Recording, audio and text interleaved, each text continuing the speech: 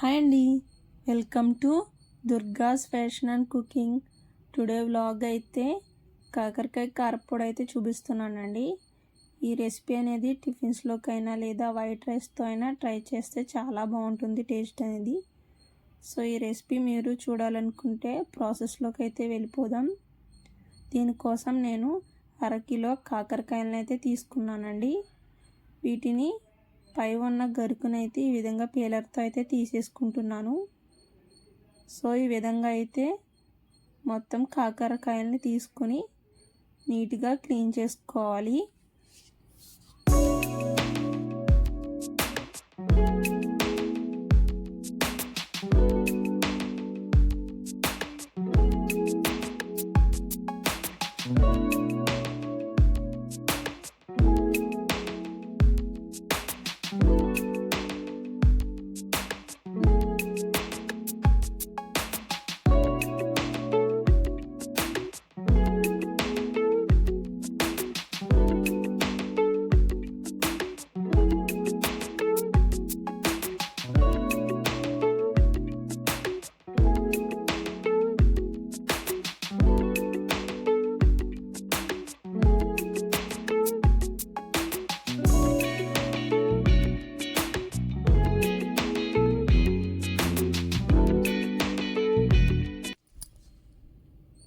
ఈ విధంగా కాకరకాయలు మొత్తం క్లీన్ చేసుకున్న తర్వాత కరివేపాకునైతే ఇలా స్ట్రైనర్లో అయితే వేసుకొని వాష్ చేసుకుని దీన్ని అయితే తడి లేకుండా అయితే ఆరబెట్టుకోవాలి. నేనైతే ఈ విధంగా వైట్ క్లాత్ తీసుకుని దీనిపైన అయితే ఆరబెడుతున్నాను. అలాగే కాకరకాయలు కూడా వాటర్ లేకుండా ఆరబెడుతున్నాను.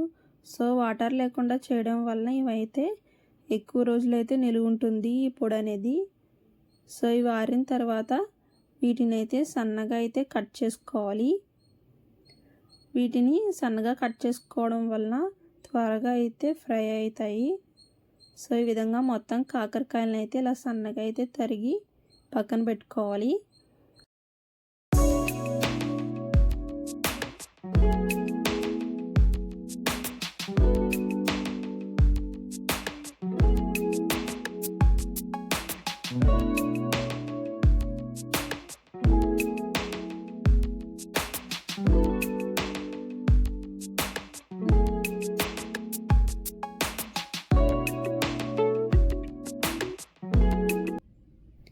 ఈ విధంగా మొత్తం కాకరకాయలను అయితే కట్ చేసి పక్కన పెట్టుకోవాలి.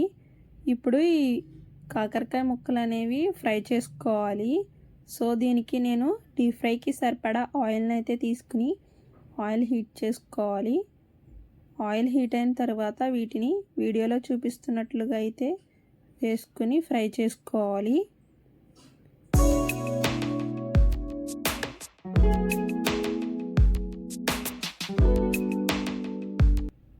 ఈ కాకరకాయ ముక్కలు అనేవి నేను మొత్తం ఒకసారిగా వేసి ఫ్రై చేసుకుంటున్నాను.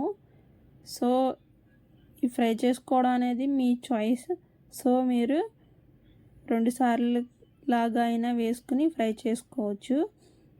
సో ఈ విధంగా అయితే వేసుకుని ఫ్లేమ్ అనేది సిమ్లో పెట్టుకుని అయితే ఫ్రై చేసుకోవాలి. హై ఫ్లేమ్లో ఫ్రై చేయడం వల్ల లోపల అనేది ఉడకదు. సో ఈ విధంగా అయితే లో ఫ్లేమ్లో అయితే ఫ్రై చేసుకోవాలి.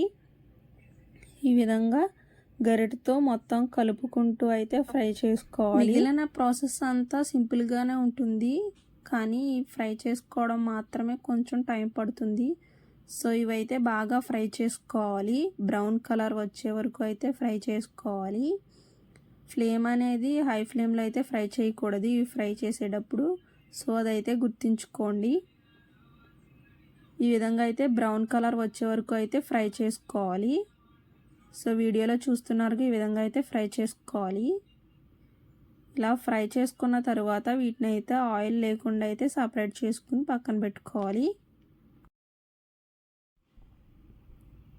ఇలా ఫ్రై చేసుకున్న తర్వాత ఈ ఆయిల్ అనేది మనం కర్రీస్లో అయినా లేదా దోశ అవి వేసుకున్నప్పుడు వేసుకున్న టేస్ట్ అనేది బాగుంటుంది. ఇదైతే చేదైతే ఉండదండి ఈ విధంగా చేస్తే. సో నేను ఫస్ట్ కాకరకాయ ఎప్పుడు టేస్ట్ చేయలేదు. సో ఈ విధంగా పొడి చేసిన తర్వాత అయితే టేస్ట్ అనేది చాలా బాగుంటుంది, చేదు లేకుండా. సో మీరు ఫస్ట్ టైం కాకరకాయ తినేవాళ్ళైతే ఈ విధంగా అయితే ట్రై చేయండి. చేదు ఉందో లేదో అయితే నాకైతే కామెంట్ చేయండి.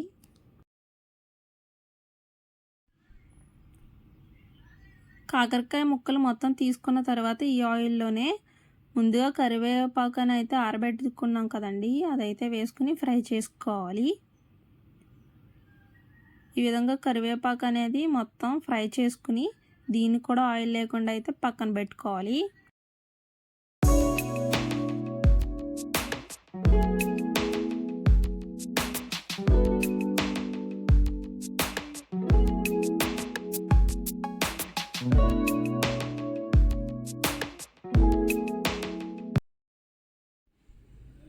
ఈ విధంగా కరివేపాకు అలాగే కాకరకాయ ముక్కలు ఫ్రై చేసుకున్న తర్వాత ఇప్పుడు ప్రాసెస్ అయితే స్టార్ట్ చేద్దాం.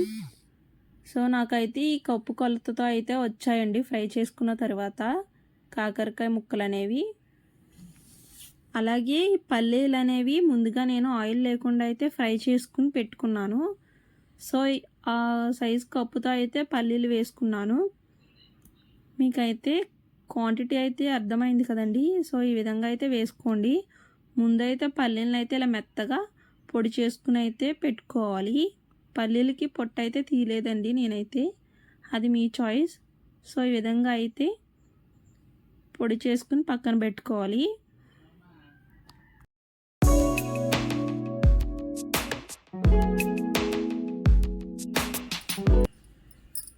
సో ఈ విధంగా చేసుకున్న తర్వాత దీనికైతే వెల్లుల్లిపాయలు అయితే ఈ విధంగా ఒలుచుకుని నేనైతే పొట్టు అయితే ఉంచేసాను.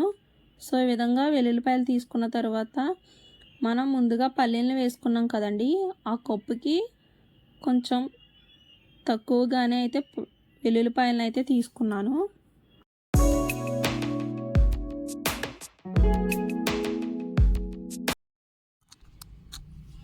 ఈ విధంగా వెల్లుల్లిపాయలను అయితే మిక్సీ చేసి పెట్టుకోవాలి. వీటిని అయితే కచ్చా పచ్చాగా అయితే మిక్సీ చేసుకోవాలి. సో ఈ విధంగా చేసుకున్న తర్వాత దీనిలో నేను 2 స్పూన్స్ అయితే జీలకర్రను అయితే వేసుకుంటున్నాను. జీలకర్ర వేసుకొని అలాగే రుచికి సరిపడా కారం అయితే వేసుకుంటున్నాను.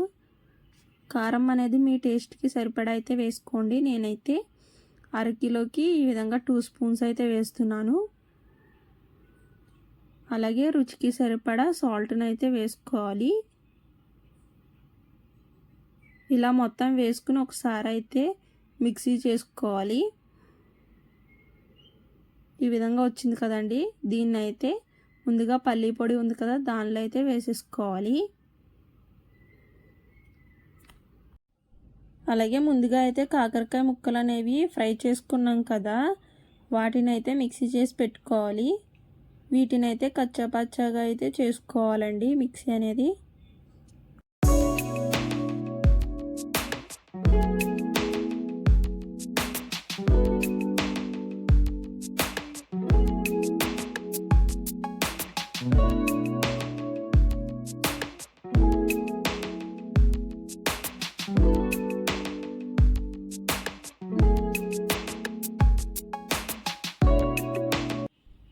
ఈ విధంగా మొత్తం మిక్సీ చేసి పెట్టుకున్నాం కదా, ఇప్పుడు దీనిలోకి ముందుగా ఫ్రై చేసుకున్న కరివేపాకును అయితే వేసేసుకుని ఈ విధంగా మొత్తం కలిసేటట్టుగా అయితే కలుపుకోవాలి.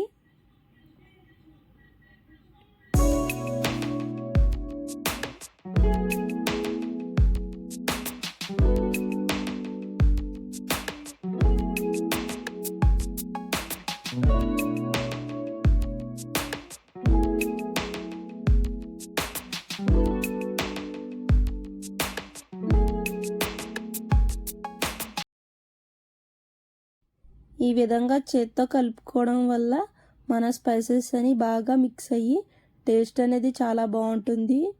సో ఈ విధంగా మీరు కలుపుకోండి. ఈ విధంగా మొత్తం కలుపుకున్న తర్వాత దీనిలో ముందుగా వేయించి పక్కన పెట్టుకున్నాం కదా కొన్ని పల్లీలు అయితే ఈ విధంగా పైన అయితే వేసుకోవాలి. సో చూస్తున్నారుగా మన పొడి అయితే ఎంత పర్ఫెక్ట్గా వచ్చిందో.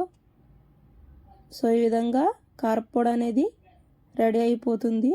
సో ఈ విధంగా మీరు ట్రై చేయండి, టేస్ట్ అనేది చాలా బాగుంటుంది. రోజు ఈ విధంగా ఒక స్పూన్ కారపొడిని అయితే తినడం వల్ల హెల్త్కి కూడా చాలా మంచిది. అలాగే ఇది షుగర్ పేషెంట్స్ కూడా చాలా హెల్దీ అండి.